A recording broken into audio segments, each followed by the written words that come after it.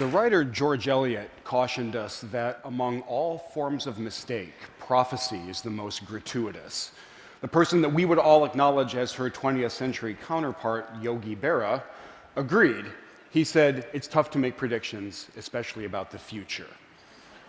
I'm going to ignore their cautions and make one very specific forecast. In the world that we are creating very quickly, we're going to see more and more things that look like science fiction and fewer things that look like jobs. Our cars are very quickly going to start driving themselves, which means we're going to need fewer truck drivers. We're going to hook Siri up to Watson and use that to automate a lot of the work that's currently done by customer service reps and troubleshooters and diagnosers. And we're already taking R2-D2, painting him orange, and putting him to work carrying shelves around warehouses, which means we need a lot fewer people to be walking up and down those aisles. Now, for about 200 years, people have been saying exactly what I'm telling you, that the age of technological unemployment is at hand, starting with the Luddites smashing looms in Britain just about 2 centuries ago. And they have been wrong. Our economies in the developed world have coasted along on something pretty close to full employment, which brings up a critical question: why is this time different, if it really is? The reason it's different is that just in the past few years, our machines have started demonstrating skills they have never, ever had before.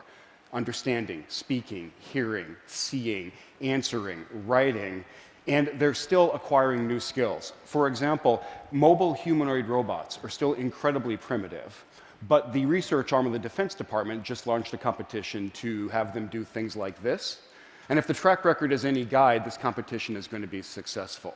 So when I look around, I think the day is not too far off at all when we're going to have androids doing a lot of the work that we are doing right now. And we're creating a world where there is going to be more and more technology and fewer jobs. It's a world that Eric Brynjolfsson and I are calling the new machine age. The thing to keep in mind is that this is absolutely great news. This is the best economic news on the planet these days. Not that there's a lot of competition, right?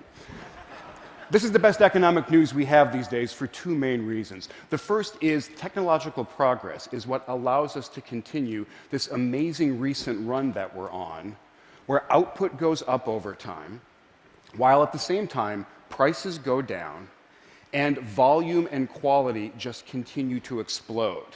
Now, some people look at this and talk about shallow materialism, but that's absolutely the wrong way to look at it. This is abundance, which is exactly what we want our economic system to provide. The second reason that the new machine age is such great news is that once the androids start doing jobs, we don't have to do them anymore, and we get freed up from drudgery and toil. Now, when I talk about this with my friends in Cambridge and Silicon Valley, they say, fantastic, no more drudgery, no more toil. This gives us the chance to imagine an entirely different kind of society, a society where the creators and the discoverers and the performers and the innovators come together with their patrons and their financiers to talk about issues, entertain, enlighten, provoke each other. It's a society, really, that looks a lot like the TED conference. And there's actually a huge amount of truth here. We are seeing an amazing flourishing taking place in a world where it is just about as easy to generate an object as it is to print a document. We have amazing new possibilities. The people who used to be craftsmen and hobbyists are now makers, and they're responsible for massive amounts of innovation. And artists who were formerly constrained can now do things that were never, ever possible for them before. So this is a time of great flourishing. And the more I look around, the more convinced I become that this quote from the physicist Freeman Dyson is not hyperbole at all. This is just a plain statement of the facts. We are in the middle of an astonishing period. Which brings up another great question. What could possibly go wrong in this new machine? Right? Well, great. Hang up. Flourish, go home. We're going to face 2 really thorny sets of challenges as we head deeper into the future that we're creating. The first are economic, and they're really nicely summarized in an apocryphal story about a back and forth between Henry Ford II and Walter Reuther, who was the head of the Auto Workers Union. They were touring one of the new modern factories, and Ford playfully turns to Reuther and says, "Hey, Walter, how are you going to get these robots to pay union dues?" And Reuther shoots back, "Hey, Henry, how are you going to get them to buy cars? Ruther's problem in that anecdote is that it is tough to offer your labor to an economy that's full of machines. And we see this very clearly in the statistics. If you look over the past couple decades at the returns to capital, in other words, corporate profits, we see them going up, and we see that they're now at an all-time high. If we look at the returns to labor, in other words, total wages paid out in the economy, we see them at an all-time low and heading very quickly in the opposite direction.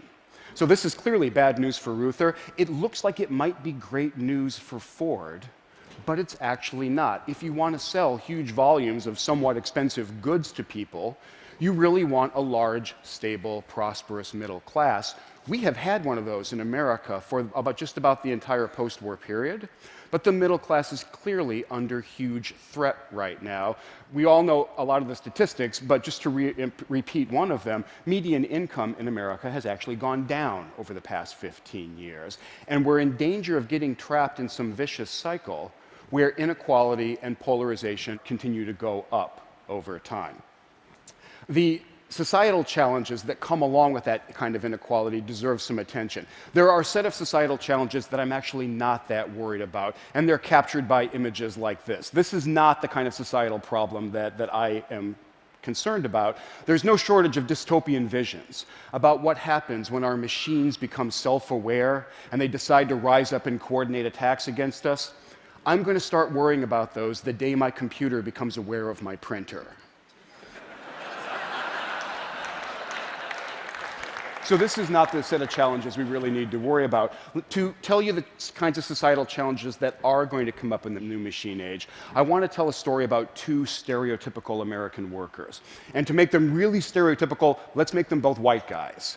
And the first one is a college-educated, professional, creative type, manager, engineer, doctor, lawyer, that kind of worker. We're going to call him Ted. He's at the top of the American middle class. His counterpart is not college educated and works as a laborer, works as a clerk, does low-level white-collar or blue-collar work in the economy. We're going to call that guy Bill. And if you go back about 50 years, Bill and Ted were leading remarkably similar lives. For example, in 1960, they were both very likely to have full-time jobs, working at least 40 hours a week. But as the social researcher Charles Murray has documented, as we started to automate the economy, in 1960 is just about when computers started to be used by businesses. As we started to progressively inject technology and automation and digital stuff into the economy, the fortunes of Bill and Ted diverged a lot. Over this time frame, Ted has continued to hold a full-time job. Bill hasn't. In many cases, Bill has left the economy entirely, and Ted very rarely has. Over time, Ted's marriage has stayed quite happy, Bill's hasn't, and Ted's kids have grown up in a two-parent home, while Bill's absolutely have not over time. Other ways that Bill is dropping out of society, he's decreased his voting in presidential elections, and he started to go to prison a lot more often. So I cannot tell a happy story about these social trends, and they don't show any signs of reversing themselves. They're also true no matter which ethnic group or demographic group we look at, and they're actually getting so severe that they're in danger of overwhelming even the amazing progress we made with the civil rights movement. And what my friends in Silicon Valley and Cambridge are overlooking is that they're Ted. They're living these amazingly busy, productive lives, and they've got all the benefits to show from that, while Bill is leading a very different life. They're actually both proof of how right Voltaire was when he talked about the benefits of work and the fact that it saves us from not one, but three great evils. So, with these challenges, what do we do about them? The economic playbook is surprisingly clear, surprisingly straightforward. In the short term especially, the robots are not going to take all of our jobs in the next year or two, so the classic Econ 101 playbook is going to work just fine. Encourage entrepreneurship, double down on infrastructure, and make sure we're turning out people from our educational system with the appropriate skills. But over the longer term, if we are moving into an economy that's heavy on technology and light on labor, and we are, then we have to consider some more radical interventions. For example, something like a guaranteed minimum income. Now, That's probably making some folk in this room uncomfortable because that idea is associated with the extreme left wing and with fairly radical schemes for redistributing wealth. I did a little bit of research on this notion, and it might calm some folk down to know that the idea of a net guaranteed minimum income has been championed by those frothing at the mouth socialists, Frederick Hayek, Richard Nixon, and Milton Friedman. And if you find yourself worried that something like a guaranteed income is going to stifle our drive to succeed and make us kind of complacent, you might be interested to know that social mobility, one of the things we really pride ourselves on in the United States, is now lower than it is in the Northern European countries that have these very generous social safety nets. So the economic playbook is actually pretty straightforward. The societal one is a lot more challenging. I don't know what the playbook is for getting Bill to engage and stay engaged throughout life. I do know that education is a huge part of it. I witnessed this firsthand. I was a Montessori kid for the first few years of my education. And what that education taught me is that the world is an interesting place, and my job is to go explore it. The school stopped in 3rd grade, so then I entered the public school system, and it felt like I had been sent to the gulag. With the benefit of hindsight, I now know the job was to prepare me for life as a clerk or a laborer, but at the time, it felt like the job was to kind of bore me into some submission with what was going on around me. We have to do better than this. We cannot keep turning out bills. So we see some green shoots that things are getting better. We see technology deeply impacting education and engaging people, from our youngest learners up to our oldest ones. We see very prominent business voices telling us we need to rethink some of the things that we've been holding dear for a while. And we see very serious and sustained and data-driven efforts to understand how to intervene in some of the most troubled communities that we have. So the green shoots are out there. I don't want to pretend for a minute that what we have is going to be enough. We're facing very tough challenges. To give just one example, there are about 5 million Americans who have been unemployed for at least 6 months. We're not going to fix things for them by sending them back to Montessori. And my biggest worry is that we're creating a world where we're going to have glittering technologies embedded in kind of a shabby society and supported by an economy that generates inequality instead of opportunity. But I actually don't think that's what we're going to do. I think we're going to do something a lot better for one very straightforward reason. The facts are getting out there. The realities of this new machine age and the change in the economy are becoming more widely known. If we wanted to accelerate that process, we could do things like have our best economists and policymakers play Jeopardy against Watson. We could send Congress on an autonomous car road trip. And if we do enough of these kinds of things, the awareness is going to sink in that things are going to be different, and then we're off to the races. Because I don't believe for a second that we have forgotten how to solve tough challenges, or that we have become too apathetic or hard-hearted to even try.